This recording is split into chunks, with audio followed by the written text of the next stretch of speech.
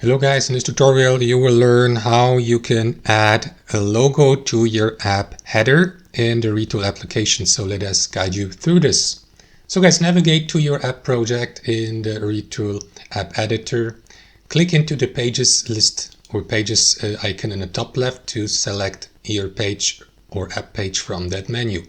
I will go with page number 2.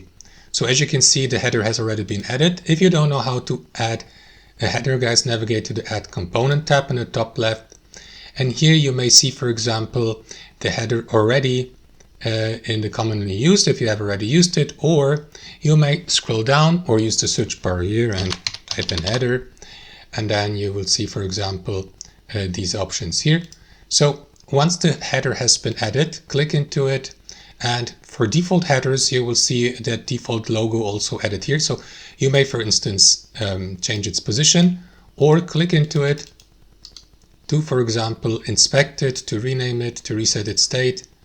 And for example, if you click into view state, you will be redirected to the logo properties here, or the component properties here to the right. So now it's time to fill in this default logo with a custom logo. To do that, what you want to do is navigate to the logo, and here under image source, switch from URL to storage.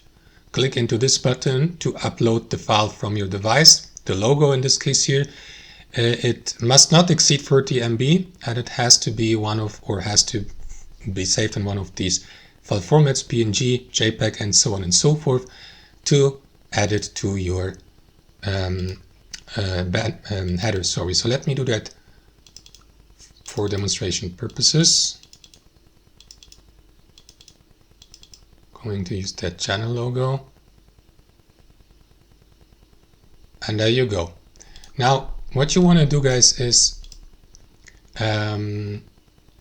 yeah, that's basically it. That's how it works. Thanks for watching, and I'll see you next time.